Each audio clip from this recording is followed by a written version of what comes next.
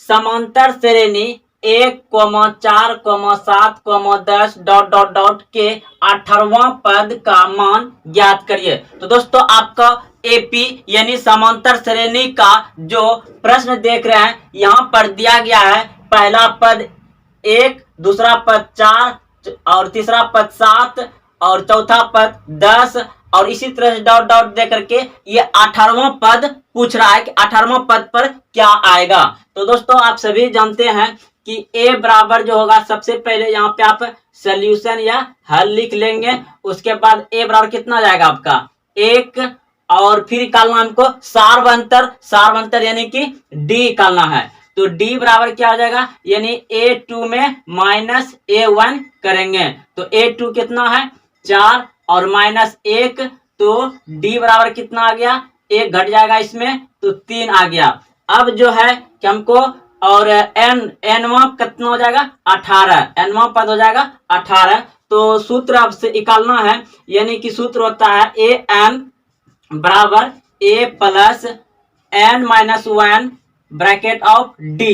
तो अब हम यहाँ पर लिखेंगे a 18 और a का मान कितना है 1 प्लस n का मान कितना है 18 माइनस 1 और d का मान कितना है 3। तो अब क्या हो जाएगा 1 प्लस 1 घट जाएगा, यानी कि कितना हो जाएगा 17 और गुना ये 3 हो जाएगा। उसके बाद फिर कितना हो जाएगा 1 प्लस 17 51 और फिर ये जुट करके कितना हो जाएगा 52, यानी कि 18वां पद कितना आ जाएगा 52। यही आपका आंसर हो जाएगा। एपी यानी समांतर श्रेणी 9,13,17,21 dot dot dot dot dot का 20वां पद ज्ञात करिए। यानी कि हमको 9, 13, 17, 21 दिया गया है इस तरह से लगातार, और हमको कह रहा है क्या 20वां पद ज्ञात करिए। तो दोस्तों इसको बनाने के लिए सबसे पहले लिखेंगे सॉल्यूशन या हिंदी में लिखेंगे हल। तो हम जो है कि पहला पद क्या आ जाएगा, पहला पद हो जाएगा 9।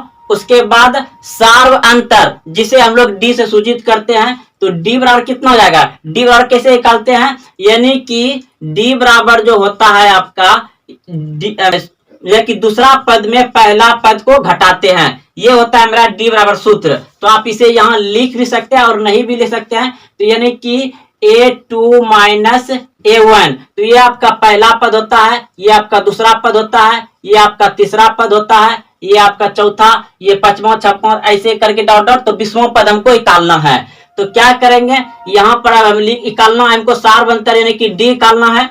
तो बराबर यहाँ पे यानी कि ए मतलब A2 ये हो जाएगा। तो 13 में माइनस 9 करेंगे, 13 में माइनस 9 करेंगे कितना बच जाएगा, तो बच जाएगा आपका 4, यानी कि डी बराबर 4 आ गया। अब हमको 20वां, तो हमको निकालना है एन बराबर 20वां पद निकालना है। तो देखिए इसका सूत्र क्या होता है, सूत्र होता है इसका ए एन बराबर ए प्लस यहां पर हो जाएगा आपका एन माइनस 1 और डी, ये आपका डी है। तो अब यहाँ पे आप बैठा सकते हैं ए का मान कितना है 9, तो 9 लिख दीजिए, प्लस एन का मान कितना है 20, तो यहाँ 20 माइनस 1 और डी का मान कितना है 4, तो यहाँ पे 4 लिख दीजिए, बराबर ये हो जाएगा 9 प्लस और ये 1 घट जाएगा कितना हो जाएगा 20 में 1 गया तो 19 गुना 4।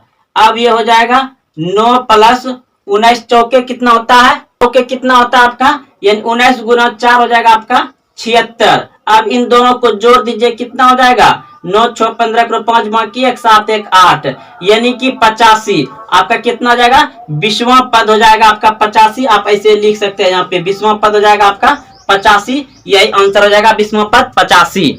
है कि जॉनियर है कि इससे विभाजित नहीं होगा, 11 3 से विभाजित होगा नहीं होगा। अब 11 ही क्यों लिए, क्योंकि 1 2 3 4 ये सब 9 तक तो क्या हो जाएगा 1 अंक वाला होगा, 10 आपका 2 अंक आ गया, 11 आपका 2 अंक आ गया, 12 आपका 2 अंक आ गया, 13 आपका 2 अंक आ गया। लेकिन 2 अंक में जो ये 12 कट रहा है, इसलिए हम लोग क्या करेंगे यहाँ पे 12 से शुरू करेंगे, फिर ये 15 कट जाएगा तो 15 लेंगे। तो 2 अंक का पूछ रहा है ना, तो हम यहाँ पे 12 कटेगा क्योंकि 2 अंक यहाँ से शुरू होता है 11 से 10 से। 10 तो 3 से कटेगा नहीं क्योंकि यहाँ करा 3 से कटना चाहिए। तो 10 से 10 जो है कि 3 से नहीं कटेगा, भाग नहीं लगेगा। 11 में भी भाग नहीं लगेगा पूरा पूरी। और 3 से 12 कट जाएगा, 3 चौके 12, फिर 13 भी नहीं कटेगा, 15 कट जाएगा। तो इस तरह से कितनी संख्या, तो 2 99 तक जा सकते हैं ना, 99 तक ये तो कट जाएगा। तो 2 संख्या यहाँ 99 तक ही हो रहा है, 2 संख्या। तो अब देखिए क्या करेंगे तब, तो 12 मेरा कट जाएगा 2 संख्या, 13 नहीं कटेगा। तो हम क्या ले लिए यहाँ पे 15 ले लेंगे, 15 कट जाएगा। उसके फिर 18 कट जाएगा, उसके जैसे मतलब जो है कि उसके 19 कटेगा नहीं कटेगा, 19 नहीं कटेगा, 20 कटेगा नहीं कटेगा। तो क्या लेंगे 21 लेंगे। तो dot dot dot dot dot dot dot कहाँ तक चल जाएंगे हम लोग, 99 तक चल जाएंगे। तो अब हम लोग क्या करेंगे कि इसमें पहला पद मानेंगे। तो पहला पद जो है कि मेरा कितना जाएगा 12। उसके बाद सार्व अंतर निकालेंगे। सार्व अंतर यानी कि सबका समान अंतर होना चाहिए, अंतर सबका समान होना चाहिए। देखिए इसमें कितना अंतर है, 3 का अंतर है। इसमें कितना अंतर है, 3 का अंतर। इसमें भी 3 का अंतर। इसमें कितना है, 3 का अंतर है। फिर आगे जो बढ़ेंगे 3 अंतर हो रहा है। तो आप लोग जानते हैं एपी में अंतर कैसे निकालते हैं, ऐसे भी आप डायरेक्ट निकाल करके डी बराबर 3 लिख सकते हैं। लेकिन हमें तो ये सब्जेक्टिव प्रश्न है, तो हमको निकालना है डी बराबर यानी कि A2 में A1 को घटाएंगे। तो A2 कितना है 15, तो यहाँ पे 15 बैठा देंगे, माइनस A1 मतलब कि पहला पद तो 12 है, तो यहाँ पे 12 लिख देंगे, यहाँ बराबर रहेगा। उसके इसमें घटेगा कितना आया 3। चलिए अब हमको nवां पद कितना दे दिया है, nवां पद है ये। तो ये मेरा n बराबर हो जाएगा कितना 99 हो जाएगा।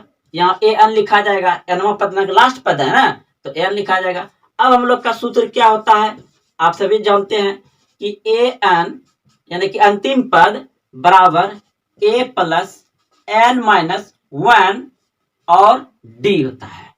तो अब यहाँ पे 99 मेरा लिखा जाएगा, ठीक है, यहाँ 99 लिखा जाएगा।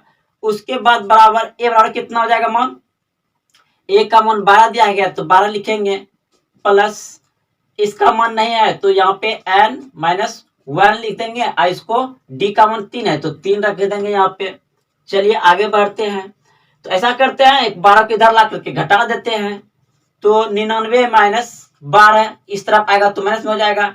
अब आपका बच गया किधर 12, थोड़ा ठीक से लिख देते हैं दोस्तों। अब देखिए इधर जो है आपका बच जाए कितना, इसको गुना कर देते हैं। तो गुना कर देंगे कितना हो जाएगा 3n माइनस 3 हो जाएगा। अब जब ये घट जाएगा, क्या दिखाई दे रहा है देखते हैं एक बार, हाँ दिखाई दे रहा है। तो अब यहाँ इसमें जब घट जाएगा तो कितना बचेगा 7, इसमें चल गया तो इसमें चल जाएगा तो कितना बचेगा 8। चलिए बराबर इधर इधर जो है बराबर में इसको लिख दीजिए एक बार 3n माइनस 3। तो यहाँ पर देखिए ऐसा हम यहाँ पे डायरेक्ट लिख लें। अब क्या करेंगे, इस 3 को इधर ला लेंगे, यानी कि यह का चिन्ह दे दीजिए 87, अब प्लस 3 हो जाएगा। प्लस 3 क्यों हो जाएगा कि माइनस 3 है, माइनस 3 को इधर लाएंगे तो प्लस 3 हो जाएगा। आप सभी एक बात जानते होंगे